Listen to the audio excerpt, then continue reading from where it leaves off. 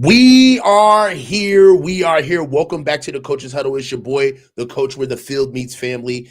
And don't look now, but we have another regularly scheduled installment of Cover 2 with my boy, Jess. So let's get it out the way first. How's my boy doing? How you doing, Jess?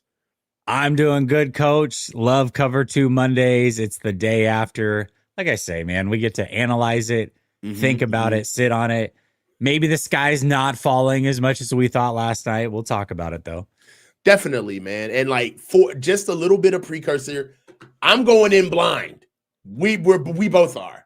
We have not spoken. I have not watched any of Jesse's post game. I don't know any of his thoughts about the game. I have my own thoughts. But before we get into it, let's just not bury the lead. First things first, the Niners fall to 6-4. And that would be, what is this, 3-1 in the division now. With our first division loss. Our first division loss of the season, losing to the Rams 42-26. And let's be honest, there were patches of this game where it looked like we were going to get boat raced. I was calling for drinks in the first quarter. I started telling everybody, I'm not doing this sober, bro. What I did see is I tweeted out the Rocky throw in the towel. Give it up, Rock. Come on, Rock. Nothing. I'm like, throw in the towel. Just quit already. Oh my God. You don't got the stuff, Rock. You can't even see it coming from your blind side anymore.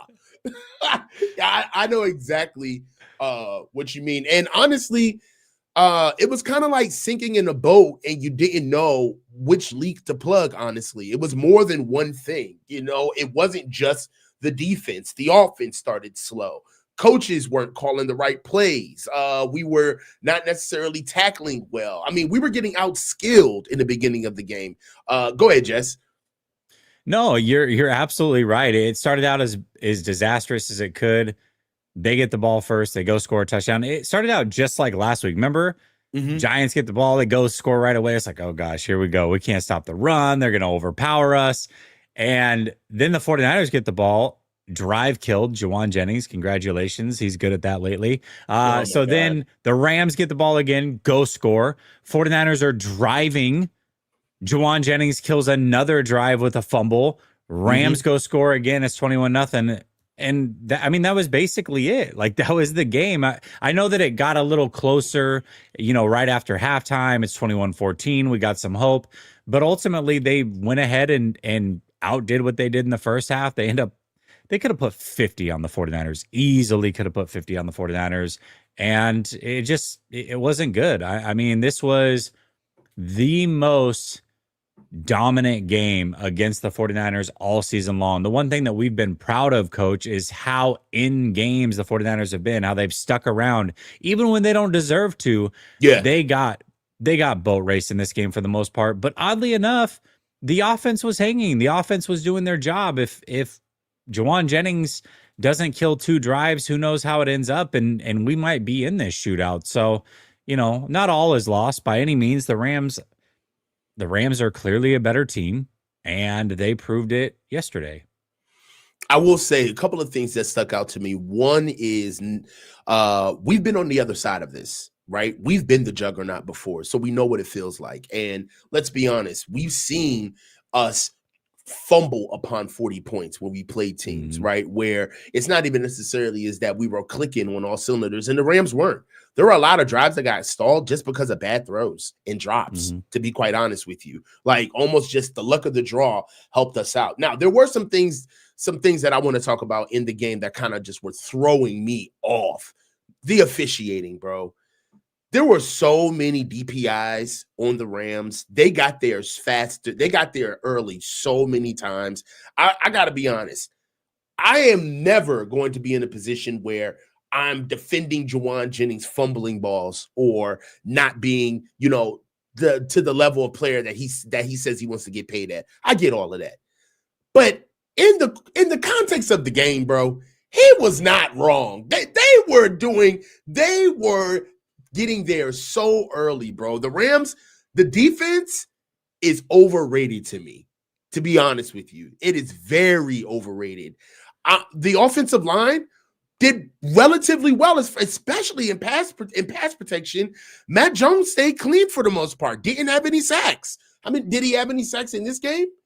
Mac Jones, I don't think so. No, but see, this is where a quarterback can make an offensive line look better or make it look worse. Mm-hmm. And Mac Jones makes this offensive line look better. I mean, say what you want, but Mac Jones makes this offensive line look a lot better than probably what it is. And I think Brock Purdy at times makes it look worse than what it is. And it's funny because a lot of people associate the scrambling ability of Brock Purdy or his short area quickness with, oh, that means he's going to buy time. If you have a statue like Mac Jones in the pocket, you're screwed. It's like, well, not really. If you get the ball out on time, then it really doesn't matter. And that's what Mac Jones does. He genuinely makes this offensive line look better than what it is. That was huge. I mean, one thing that I will tell you is that's a point that I've raised many times, particularly on the Neutral Zone show with Thunder Boy, is that Brock Purdy's athleticism isn't always a plus. It really isn't. And what you have to realize is that one thing about it is that if Brock Purdy has to stand in the pocket and deal the ball under this offensive line and he can't run, that's a whole different ball game. That's a whole different quarterback that we're dealing with, right? It literally is a weapon and a survival instinct of his game. You just got to call it what it is. Another thing that kind of just we have to talk about is the offensive line in the run game. They struggled. Ben Barch and Spencer Burford were switching in and out at left guard. I can say that Ben Barch isn't necessarily all the way back. Jake Brindle again struggling. What is all the way back for Barch? We've seen like a game and a half out of this guy. I'm being nice. I'm being nice. All the way back for I'm being nice. I'm being nice. I'm being nice. What are we expecting here? Okay, I just want to make sure we're setting the tone. Saying, but when you see it, you do see like he's moving gingerly, bro. He's not okay. He's not moving with a healthy stride, shall I say. All right, fair enough. All right. You got to hitch it as giddy up. I got you. Okay, yeah, right. We're not talking about the Pro Bowl ways of Ben Barch. So okay. All right. A couple of things that also threw me off. We're just talking about overall, the reason why I want to get like particular with certain players rather than like as a whole, as a team. There were instances during the game where the Rams were accelerating, like putting their foot to the pedal. They shot themselves in the foot on the last drive before the half because they got greedy. Sean McVay said so. There was so much underneath that they could have just kept taking from us at all times. When they wanted to, they went in 13 all the time, but to take advantage of the fact that we didn't have edges. Michael Williams was missed. I say what you want. Dee's put this in the chat. Say what you want. We could not hold an edge to save our lives yesterday at all. Bryce Huff, I don't understand what's going on with Bryce Huff. There's a lot of miscommunication with switching off when they were doing a lot of they were switching strengths with their tight ends, which was actually very clever. And what they were doing is resetting the edge pre-snap by sending guys in motion. There was a lack of communication on with Tatum Bethune to edges, whether it had been Bryce Huff on the edge at the time or Keon White or Cleveland Farrell. The defense just kind of got gamed up in a sense of the difference when you have a good football team is that you could take a team into deep water where we're going to put you in elements that you haven't been coached on, and you're just going to have to know football in order for you to get this done. You're going to have to adjust on the fly. This is a game, quite frankly, that I believe would have been a completely different if one player played yesterday, and that's Fred Warner. If Fred Warner played yesterday, that's without Michael, that's without Nick Bosa. This was a frustrating game to watch defensively because they were just out. They were outflanking us. They were out scheming us. They were putting on tempo when they wanted to. It was frustrating to watch, right? At points you're just like, we don't have the guys to put up with this type of precision, with this type of game plan, and we don't have the men. So at one point, it just felt kind of stupid to be holding them to a standard that's necessarily unrealistic. But what I will say, there's some players they ain't get away with. Oh, and Alfred Collins was missed as well. Yeah. Yeah. Oh, yeah, for sure. Alfred Collins was missed as well. But there's a couple of people that think they got away with it, but they ain't get away with it, Jess. Diamador Lenore. He had a horrible game yesterday. First touchdown getting bodied by the tight end to give up a touchdown. The third touchdown by Parkinson in the back corner was his man. He's going palms up, looking around like, whose man was that? Like, yo, Diamador Lenore, bro, for you to be the tip of the spear as far as like being our like ex guy, our number one corner, I need more, bro. I need more from Diamador Lenore. Quite frankly, and he's one of those guys Talked that should be elevating us. lot of ish this offseason. And after that last game, who was the one that was talking in the whole locker room? It was Demo that was talking about, oh, Kyron Williams needs to shut his mouth and he got what he deserved and da-da-da-da-da. It's like, all right, son. well, cool, man. Yep. Come on, man. Like, I'm just, and that's what really frustrates you when you see the play from him. Not the money withstanding. The money notwithstanding, right? Like, we get that. But, my man, you do a lot of chirping, bro. You do a lot of chirping. And it's hard to forget that shit when you're not doing what you're not performing on the field, bro. So Diamador Lenore was somebody who I'm kind of going in with a scalpel. I'm not blasting the whole team, right? What are you going to do about Luke Gifford? Come on, man. Are we really going to have a segment about Luke Gifford? You know what I mean? Like, come on. You got to let that ride, bro. It is what it is, man. You know what I'm saying? Your baby mama is your baby mama. Do, except for Luke Gifford playing means that Martin, dare I say, might have been a waste of a pick. I don't know. Yeah, it might have been. It definitely was a reach. We already know that. Like maybe a 3-round reach. But I'm gonna tell you, man, at least two. You also saw, no shade, but this is just the truth. You also saw why CJ West has not been playing. He doesn't necessarily have a motor. He gets tired very quickly. Explosive player. Kind of plays himself out of his gap to gain leverage because I don't think he necessarily is comfortable with his size. So he plays with a lot of pop and a lot of aggression a lot of time. And what happens is that smart offensive linemen tend to take him where he wants to go. Also, too, he has a little bit of what's my man who was Poe? What was my man that played offensive line for us?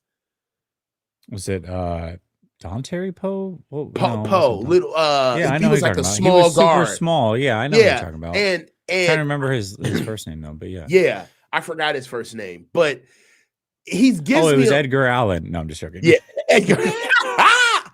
He gives me a little bit of those of like Jason Poe. Jason Poe. That's what it was. Yeah. He gives me a little bit of Napoleon syndrome where he, no matter what he does, it's always in a small package. So it's almost like the Tasmanian devil. He brings a fight, but it's all in one compact situation. And at the end of the day, when you're 6'4", 330 pounds, and you're moving him out of the way, you're going to move him. I don't care how much you want to fight. So one thing that you do see is that I'm starting to see why it's been a little bit delayed, if you will, on why he hasn't been on the field as much. He's got to get stronger, to be real with you. He can. He's got the body for it. One of the biggest things also, too, is we've got to stop I understand that giving CMC the ball is our offense. It's a part of our offense. But if you're looking at our offense in terms of a conversation, you have to wait to bring in CMC when he's relevant to the topic. Okay? You can't just cut people off and barge him in. And the last thing I'm starting to see, if we're keeping this conversation narrative with the offense, is now CMC is Mr. Me Too. You ever been in a conversation with somebody, Jesse, and you're like, yo, I just got this brand new car and it's a V8. It does this. And then out of nowhere, somebody comes, me too. I just got a brand new car about a year ago and it's a V8 too. And it's just like, it doesn't hit the same when you're always. Wasn't that a song by Clips, by the way? Mr. Me Too. Yes. Yeah. Yo. And the problem is that there was a switch lead play where there were split backs with Brian Robinson and Kyle Juszczyk in the backfield. And they had a switch lead where Kyle Juszczyk would go in an orbit or an underneath block, and he would lead Brian Robinson out to the edge. And it was working. They ran that play earlier in their first couple of drives. Brian Robinson got about like 4 to 5 yards on it. They ran it to the other side when they ran Brian Robinson for 3 plays in a row that actually got us down to our, I think, our second touchdown of the game. And it was perfect because of the type of back that was running it. All right. It's a little bit more powerful because Brian Robinson is more of a north-south guy. You're giving him a lot of real estate to get up to a speed where he can really utilize the gaps that he needs to get to.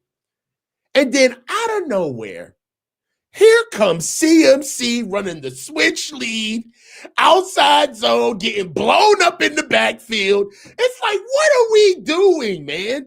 Like, does he have to be involved in everything? Is there any type of intelligence to using him? Is there a moment in the game where you want to make sure you use him most? Are there times where you want to use him as a decoy with Brian Robinson on the field? Like, the biggest thing to me about CMC, as far as the common denominator when it comes in terms of his usage, Jesse, is there's no pattern. There's no intelligence. If you're going to use him as much as you do, how come none of us can know what CMC's top 5 plays are off the top of our head, right? It's all over the place, whether it's him going off of the China route and shotgun, CMC's running on his choice routes, or we got him running on outside zone, or it may be a screen. It's however you feel like using him for that day. And what happens is that it throws off the flow for other people to get cooking.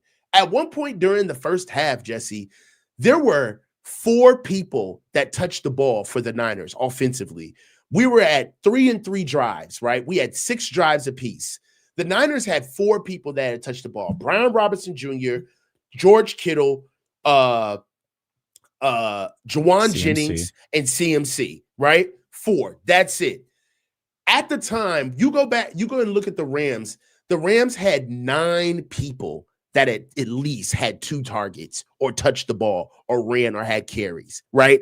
It's spread out. It's balanced, right? It allows you to have a lot of different weapons. So for me, I'm starting to see like you can't use CMC for the sake of just using them, and it's hurting other people that you want to get involved. So Ricky Pearsall is on his way back. I love that George Kittle is getting involved. I think that George is getting healthier about the game. He looked much better in this game than he did last week, didn't he? Good, yep. And hey, man, I'm not willing to kill him on this one. I kind of feel like, I hate to put it, but this is a game where we just kind of got put in our place.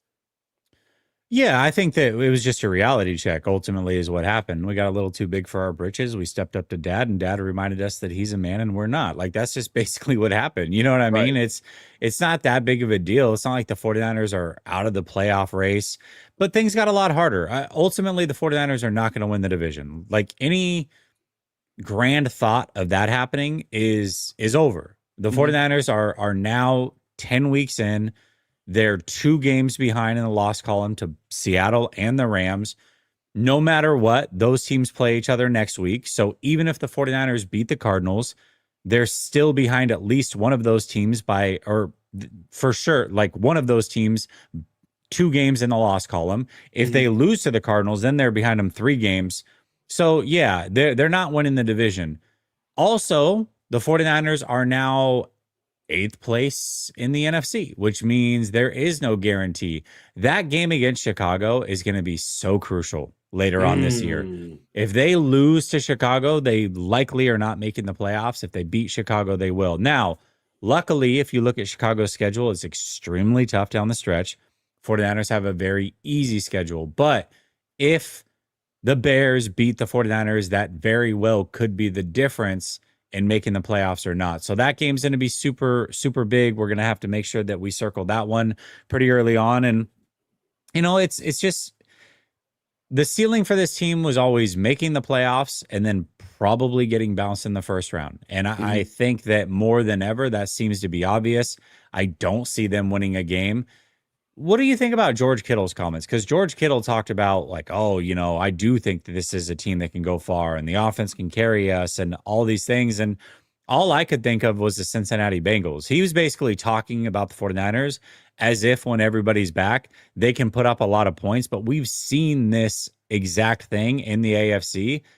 It's called Cincinnati. It's happened for 2 years in a row, and they don't win enough games to even make the playoffs because their defense gives up too many points. The offense can play as good as it wants, but you have to make stops. And right now, because you cannot run the ball with consistency, you're not controlling the clock. Your defense, their back is already against the wall because of all the injuries that they have. And now you can't control time of possession game in and game out, which is something that you're used to doing.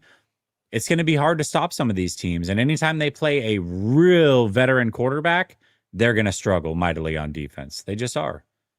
Yeah. What was the way your analogy was perfect on what it felt like playing the Rams. It felt like you were playing just like your dad or your older brother, and you really thought that you were in the game, and then they just back you down on the rim, and they just beat you with fundamentals because they're stronger, and there's nothing you can do about it. And that's how I felt about watching this game.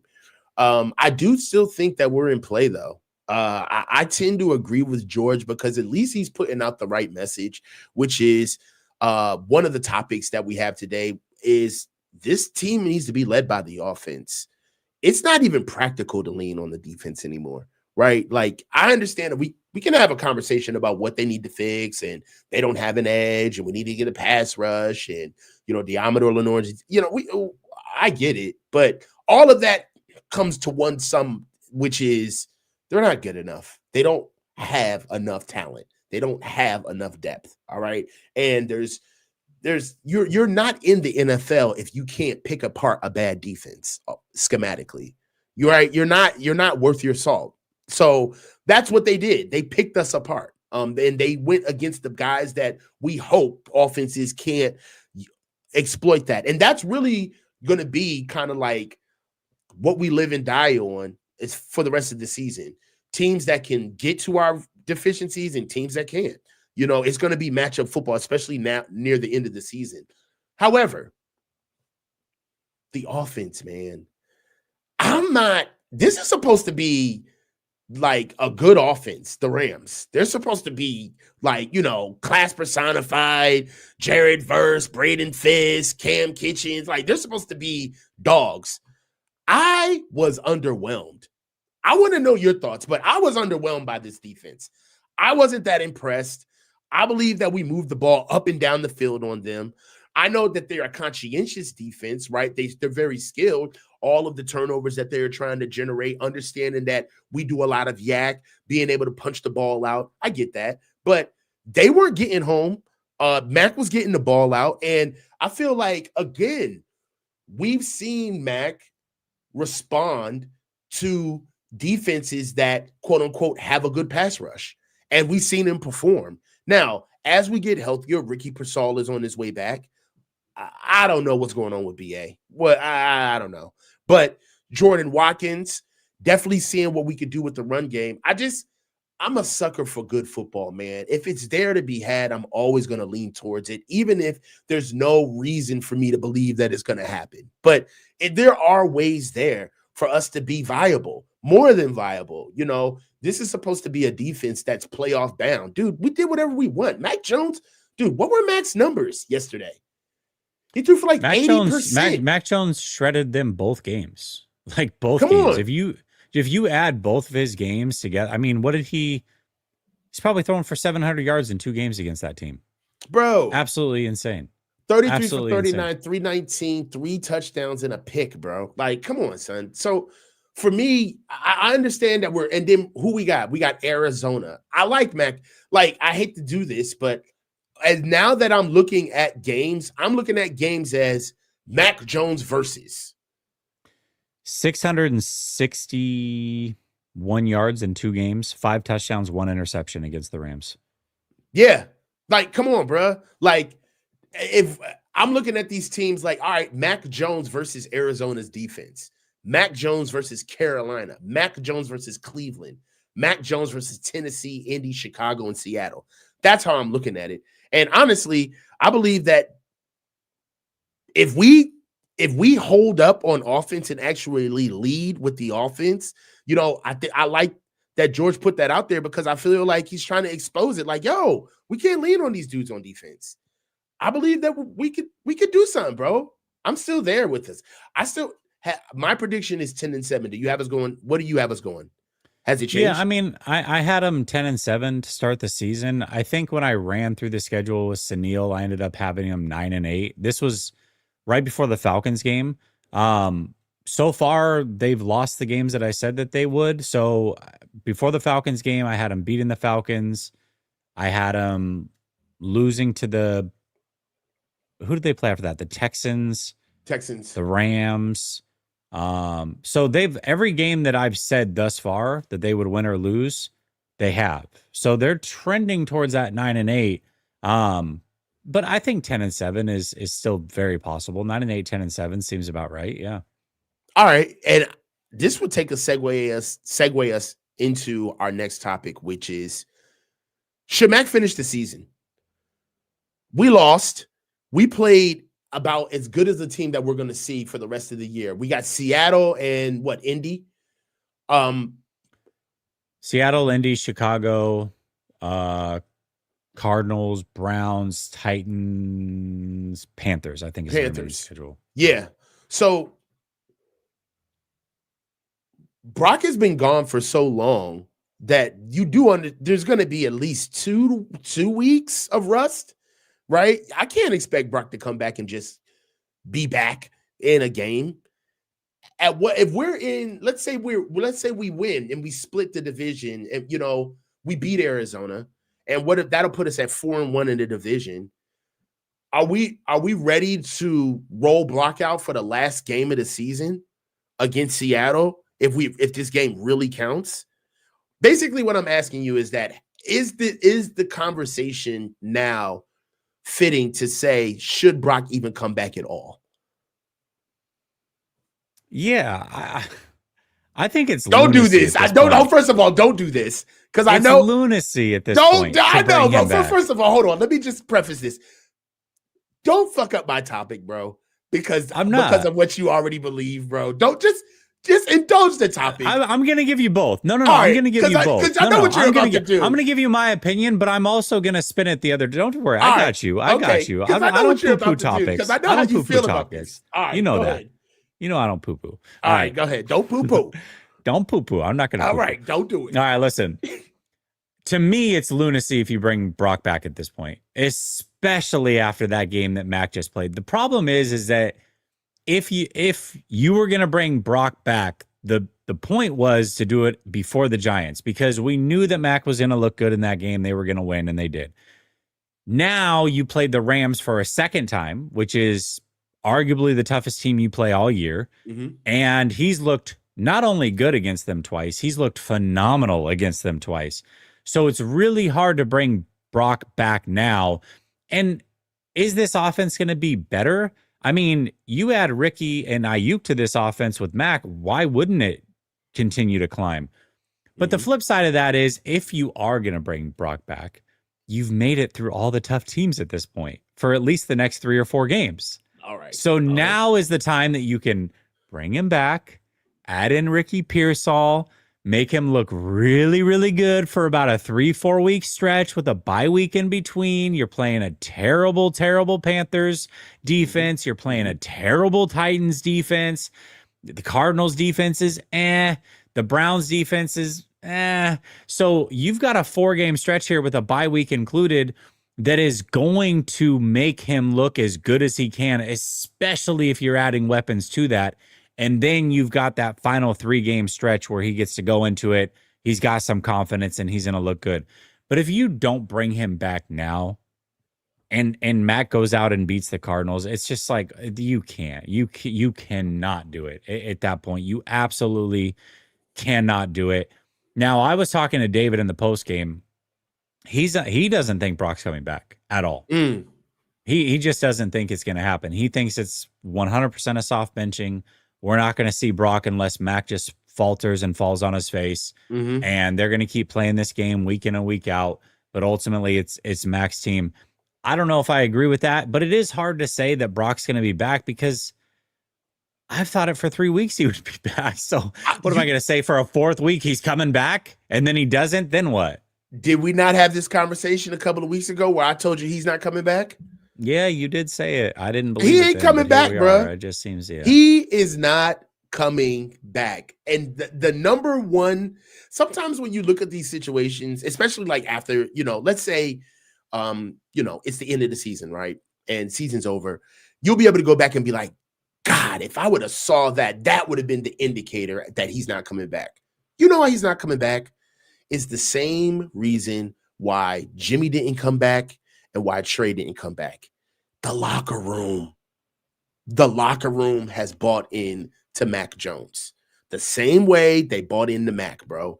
They are fighting with Mac. Those guys know that they have a fighting chance with Mac. They don't have the depth, the time, the health to usher in a Brock Purdy smoothly. That does not exist on this team, right? You can't do that on this team where you're so worried about him getting injured without him being 100% ready to play. Why do you think they're so adamant on him being 100% back, ready to play? I know a lot of it is because he's the franchise guy and he's got $52 million and all of that. But the truth hides in plain sight as well, Jess. Man, because they know his ass is there's a propensity for him to get hurt on this team. They see what's going on with Mac. It's like, no, there's no way we're putting you back out there unless you can look us dead in the face and say, I'm ready to go through this fire. Because you're going to take some lumps playing with this team, the same way you did last year. So I think that the buy-in of the locker room around Mac Jones, they're in a foxhole right now. They know what they are. They're trying to make the best out of what they got. And switching out your quarterback in the vein of politics right now, especially when a lot of those players have been a part of that politics, so that's very noticeable and identifiable by them. They can notice when things are being done in the locker room. They can lose the locker room. You already listen, you say that, but Kittle came out and put it on wax that he thinks Brock Purdy's some incredible quarterback. Mac's okay, but he's thrown shade at Mac twice now, by the way. This is the second time he's done this. Once before Mac was on the team, where he was asked a question last year, I think, about Mac Jones. I think he was asked about Mac Jones in particular and how he would do in this offense or something like that. And he's like, oh, don't disrespect Brock like that. Like, it was disrespectful to say that. Then after a game where Mac Jones goes out there and plays as gutty as he can, as well as he can, hooks you up, by the way, George Kittle. You had a phenomenal game. He goes out and says, yeah, Mac's all right, but he's not our $53 million quarterback. We paid Brock for a reason. He's the guy. And it's like, all right, Kittle, man. I can't with this guy. Here we go. Same. And I want to say this real quick before you go. For those that take Kittle's word as gospel, it's like, see, Kittle can evaluate talent. He thinks Brock's the guy. This is the same player. I was going to say this. Brock Purdy played a phenomenal game against Seattle, wore a Jimmy G shirt, went on national TV, sat next to Brock Purdy, held up the shirt, and went goo goo gaga over Jimmy Garoppolo and talking about it's his team and all these other things. So he is not the GM. He can't evaluate talent. He shouldn't be speaking like this about it. And all he's done is put Mac Jones in a bad situation if he continues to start. It's crazy to me. Bro, I was just about to bring that up, son. Like, this is par for the course. We've seen this before, bro. He did it against Seattle, like you said, and wore the. It was so cringe. It was like, bro, first of all, what are you doing? Why are you angling? Stop trying to throw your hand in the middle of the process to try to shift any type of waters. Like, stop, bro. Dude, all I'm saying is that the biggest thing right now is that I think that George thinks that he has a pulse on not only the locker room, but the organization. And I also think that he speaks through the media on what he believes and how he thinks things are going. I would advise against it, but he does it anyway. But I do see that the organization is they're beholden to Brock. This is the thing. One thing about them is that they don't like to look wrong, and they don't like to admit that they're wrong. I mean, we've seen them sweep a whole third overall pick under the rug and act like it wasn't a big deal. So they're not going to sit back and be like 100% contrite. The biggest thing that they need to get away from is the fact that they shouldn't have signed this kid as soon as they did. Right. And that's the debate or the conversation that they want to get as far away from as possible. And if that means that we have to let Mac Jones play for the rest of the season and then gaslight the fans and act like Brock Purdy being back is exactly what this team needs. You just wait, gear up for 2026. That's what they're going to do. They're going to put somebody with a pressing curl and on a mic and start talking about Brock Purdy and bringing up what we're going to do to be ready to go for the season. We're going to start hearing about it on NFL Network. And you know what the organization does when they start moving the media machine. So I think that the biggest thing is getting us to get away from this conversation, which is something that we will never unsee, which is the year Brock Purdy got signed, he got hurt, and a backup outperformed him without him even playing. That's what's happening right now. And I think that Mac Jones, for right now, the locker room is too fragile to take all of this back and forth switching like they did. We don't have enough depth to do that. Brock can fuck around and get hurt playing on this team. Yeah, and if he gets hurt again or doesn't play well, it looks bad. Here's the reality. And I think the team sees it, but you see it in the fan base. There's a segment of this fan base that is just so pro Brock Purdy, right? They are so pro Brock. And I think a big reason is because of us, to be frank. We've been so like, hey, you shouldn't pay this guy. Are you sure you should pay this guy? And because of all of that, there's a segment that really wants us to be wrong about this. And so they're going to hang on, clawing, fighting tooth and nail to Brock Purdy being this amazing football player that he's just simply not. Mm-hmm. But even those people, you can tell they are terrified of the possibilities. Like the last couple weeks, the way they've justified him, it's completely normal that he's practicing and not playing. Guys, that's normal. Well, what if he was the backup quarterback? Well, that's normal too. I mean, you got to ease him in. He's got to get used to wearing shoulder pads again and sit on the sideline. Like, what are we talking about? And then it's like, well, I mean, he's your franchise guy. You got to make sure that he's got Ricky Pearsall, and maybe you want to bring him back during the soft part of the schedule.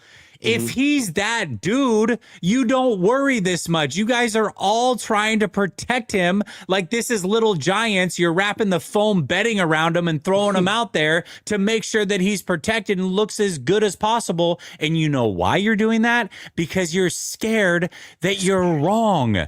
You're scared. You're terrified of it because there's a possibility that he might go out there and look really bad if he had played against a good stretch of defenses without all of his weapons. Because you know why?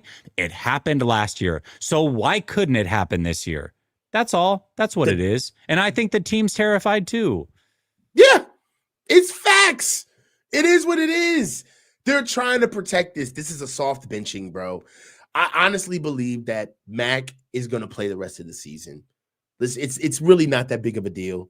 And also, they're going to move Mac for parts. They're to hang on to Mac Jones is to completely fall on their faces for what they did. We got Brock. We got him. I don't think that we're going to keep him for a long. I don't think that we're going to keep Mac. We're going to move off from him. So, hey, you see how we're even using the offense? You see what we're doing with CMC to justify that money that Kyle stood on the table to get him. You see how we're using CMC. So it's the same thing. Brock is in that same swim lane. He's right there. So hey, let's get to some super chats real quick, and then we can go ahead and knock out Sleeper. Okay. Cool.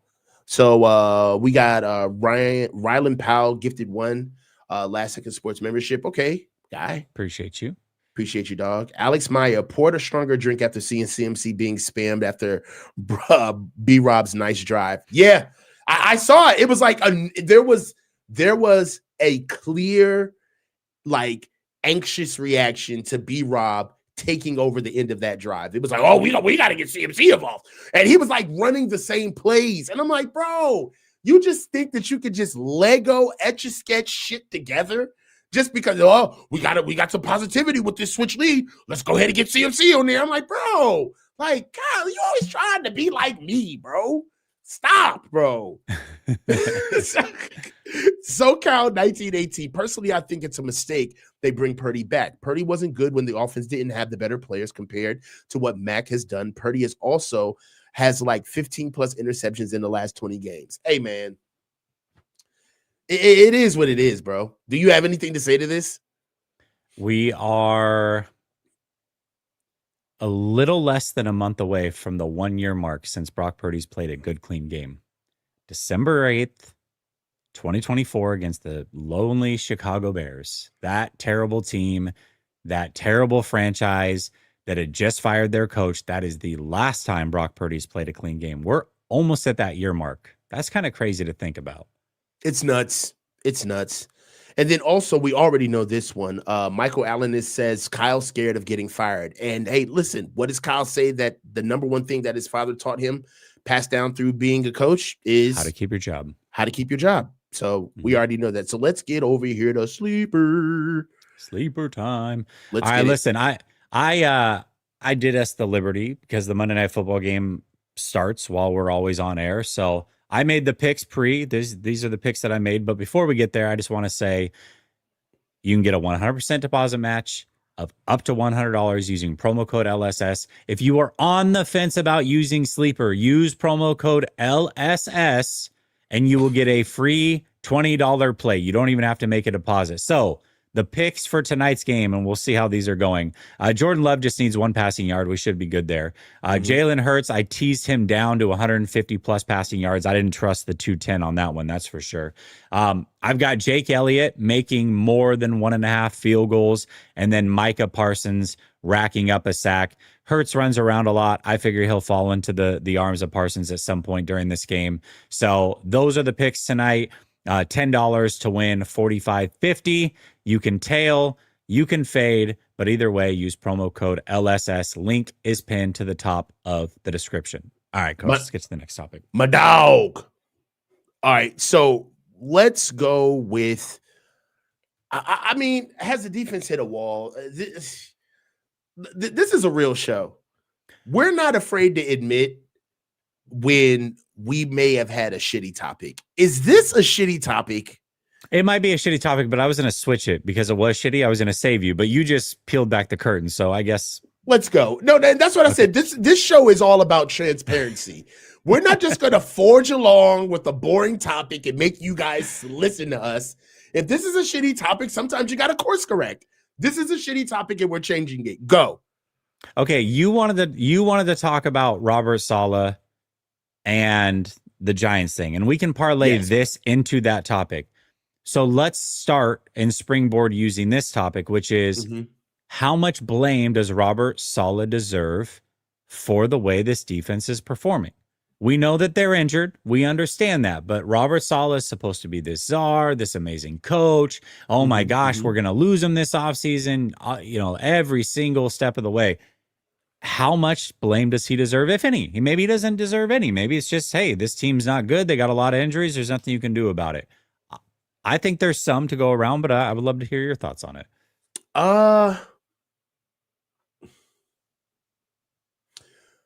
We already were playing with holes on the defense as a full healthy defense from the beginning of the year. uh some things that you have to look at is not necessarily what has gone bad, but what has performed at a level that you have to be honest, you did not see coming. I did not see the performance of the rookies, particularly Alfred Collins, and in some instances, Michael Williams, to be as consistent at a high level that they played at this year. I didn't expect that. You have to give Robert Saleh that type of credit. Robert Saleh creating a pass rush by committee, right? Rather than doing it traditionally. You have to give him credit for that. Now, there are some blunders, particularly we can go to what is this, the Tampa game, where Robert Saleh not only played like this off coverage, which was completely different than what we had did all season, but he started Jair Brown and benched Marquis Siegel at the time, when a good combination at the time was Marquis Siegel and Malik Mustafa and Pinnock. Or no, yeah. Pinnock, yeah. I think at the time, yeah. Yeah, at the time, Pinnock had gotten benched because Malik was on the field. And it, you know, to his credit, he admitted it and said, I don't know what I was doing with calling that defense for that game. And they course corrected later on in the season. But there have been some blunders where, you know, when you're consistent, when the calibrations on your tool or your machine are changing from week to week, you know, sometimes you get a mulligan in my eyes where it's like, bro, I don't know how to use this thing. I'm just learning. Like, you know, we have a different pass rush, you know, Bryce Huff going in and out of the lineup, losing Kalia Davis at times, Nick Bosa going down, Fred Warner going down, you know, Renardo Green finally, you know, Renardo Green didn't have a camp.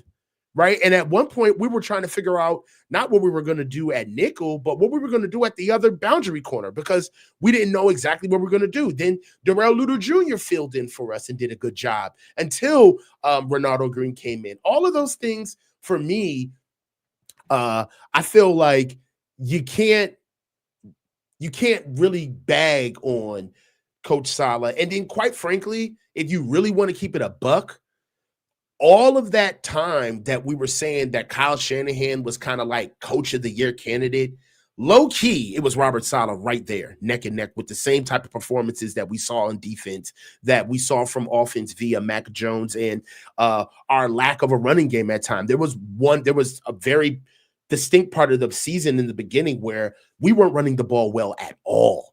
You know, we didn't score our first touchdown until like week 6, maybe week 4, around there. So I can't. Robert Saleh has been class personified. And then if you really look at his job in contrast to Nick Sorensen, I mean, my God, like, how can you complain about anything? So that's just how I feel.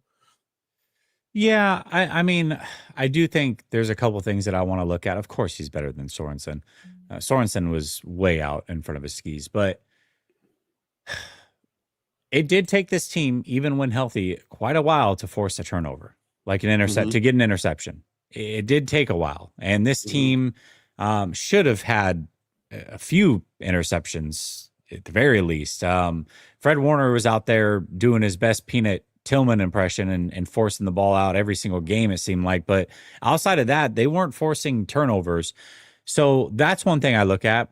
In this game in particular, we can say what we want about Demo, but he is supposed to be the best corner. And if that is the case, why is it on every big third down, every big like goal to go situation, he is not on either Devontae Adams or Puka Nacua? That boggles my mind. How do you end up with multiple either timeouts called or 12 men on the field penalties? You end up with a safety lined up against Devontae Adams. You have a huge third down where Demo's not on Puka or Devontae Adams. They get it easy on a quick slant from Puka Nacua. Like, I just felt like there was just too much. And it could be as simple as, hey, Saleh put them in a position and called the right thing, but the defense is young and confused and they just couldn't figure it out. That is possible. All right. I'm not saying that it's not possible, but it seemed to happen a lot yesterday. And maybe that's as simple as Matthew Stafford just being an amazing veteran, a Hall of Fame caliber type quarterback that can pick you apart and it doesn't matter what you're doing. He's going to find a way to find mismatches. I don't know. There goes coach. It could be that simple, but to me, I feel like Robert Saleh definitely deserves a little bit of blame when it comes to how everything played out yesterday. Robert Saleh, to me, that game against the Falcons, that game plan against the Falcons was so clutch. What he's done since, playing this off coverage, allowing quarterbacks like a CJ Stroud and a Matthew Stafford to just go crazy, even a Baker Mayfield, just letting those guys cook any way they want with hardly any pressure, no exotic looks. It's too easy for quarterbacks that know what they're doing. So I guess that parlays into the final topic here, which is the Brian Daboll being fired from the Giants coach. Is that a fit for Robert Saleh? We're always going to ask this question. As soon as we know that coaches aren't coming back, where does Robert Saleh fit, if anywhere? And are we going to lose Robert Saleh? Because we do think he's an important piece to the future of this team, and it would be nice to have him for at least one more year. Dayball's gone. What are they going to do at coach? What do you think? Do you think that Robert Saleh is a good fit there? Just not, is he going to get the job, but is it a good fit for Robert Saleh with the Giants, in your opinion? Why or why not? I don't want to be whack and say yes or no, especially when we had our don't poo poo session earlier in the show. I don't think he's a good fit, and I think it's due to proximity. He was already there. So to be honest with you, the landscape already knows him. It will be hard to kind of come out with your own edict. Now, I'm not even here to say that Robert Saleh hasn't grown and gotten a new message and he's got a rebirth as a coach, because that's what happens, right? When you go to different when you go from team to teams, that's what's supposed to happen. Really, you're not supposed to just take your stuff on the road like a snake oil salesman and just push to the next town over. You're supposed to reinvent yourself, try to figure out where you went wrong, and get better and come out with a new ethos and a new philosophy. So having a redundant message is something that I don't think would be a problem for Robert Saleh, but it would just be hard to have people listen to that different message. Now, he would get a good defense with the Giants, and having Thibodeau, Burns, Lawrence, Abdul Carter, and those guys up front, and also having a young quarterback in Jackson Dart. But the biggest thing right now is that I feel like defensive coaches get used to get franchises off the ground. And then once they get, up and running, they kind of discard them and then bring in an offensive coach who knows how to streamline and push the team to its next level. And I believe that that's exactly what would happen if Robert Saleh went to the Giants, because the Giants they're really hard up on the offense. They love what they got in Scatterboo and Jackson Dart. And I just don't think that I've seen anything from Robert Saleh on the offensive side of the game where he can really assert himself. And honestly, I really feel like that's a plight for a lot of defensive coaches in the league. Like Dan Quinn, for example, look at where, offensively, he's kind of sleep at the wheel as JD5 is out running a play when they're getting blown out. The kid had to work through and fight through injury just to get back that week to play. And he's not understanding that, hey, you may want to speed up tempo and get this kid off the field. I just don't think that Robert Saleh I don't think he would put himself in that position, to be honest with you, because he knows that. I think that you have to get to a franchise that necessarily, kind of like has that type of buy-in around a defensive-minded coach like a Pittsburgh, like a Bills. But the Giants, they need an offensive-minded coach. The last guy that really did it for them was defensively was Coughlin. Yeah. I agree. I don't think it's a good fit for the Giants. I don't think it's a good fit for Saleh. But truth be told, this is why I don't think Robert Saleh is going to get hired during this cycle. There's one defensive coordinator in the league that is like the hot-ish this offseason. And if anybody's going to get hired to be a head coach, it's going to be a young stud defensive coordinator. And that man is residing in LA for the Chargers. And that's Jesse Minter. Jesse Okay. Minter, if any defensive guy is going to get a job this cycle, it's going to be him. Okay. He is a wizard. He's like McDonald is for the Seahawks. He's basically the same thing. He's like the next incoming He's thing. bright. Yeah, he's bright, he's young, he's coached under, the Harbaughs. He knows what Mhm. he's doing. He's done it at the college level, he's done it at the pro level. He's going to be the next it thing on defense. And I feel like every cycle there's like one defensive guy that's going to get a real shot at things. And this cycle, I think that's Jesse Minter. Now, he may be one of those guys that says, hey, I'm going to be really picky, or maybe I'm not ready to be a head coach. That happens too. And then maybe Mhm. you could enter Robert Saleh into it. But I don't think Robert Saleh is going to get hired this cycle. And I definitely agree with you. Jackson Dart needs an offensive guy. And if they Mhm. bring in a defensive head coach, then they better have a really, really, really good game plan as to how they are going to get Jackson Dart off the ground and get the best out of him. That means you better have an amazing offensive coordinator and a plan to get the best out of him. So I don't think a defensive guy makes sense for the Giants either. Yeah, I agree, man. Also I want to kind of float Although, this. golly, man, you get like a mentor over there with that defensive line. I mean, look, man, look. This this is something that I wanted to put into as well. Um, you know, is there a world where Kyle and Salah are just a match?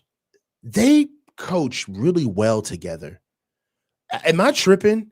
They're kind of made for each other, honestly, with what Robert Saleh does defensively, his temperament, his bedside manner. He's more prone to be more positive. Also, I believe that this is kind of like their best coaching job together, especially that Kyle is more mature. Have you noticed that Kyle has been a lot more affable, a lot more prone to talk through things and explain and be a little bit more self-deprecating about what's going on with the team?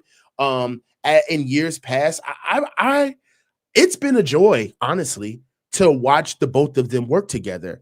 What if we do get kind of like a Spagnolo, Andy Reid type deal thing where maybe Solid kind of feels like, hey, man, this is where I want to be. Is that a possibility? Yeah, I mean, listen, you get passed up enough, then it definitely is a possibility. I would love that. I would personally love that because I do think Salah's a good coach, and I think Kyle's a good coach, and but they definitely have their weaknesses, and it seems Mhm. like each other's weaknesses are covered up by the other one's strengths. To your point, Yeah. where it's like if this was like a personality match, you got the introvert and Kyle Mhm. Shanahan, and you got the extrovert Right. and Robert Saleh, and it's a perfect marriage It because of just it. fit. So it does no, it definitely does fit.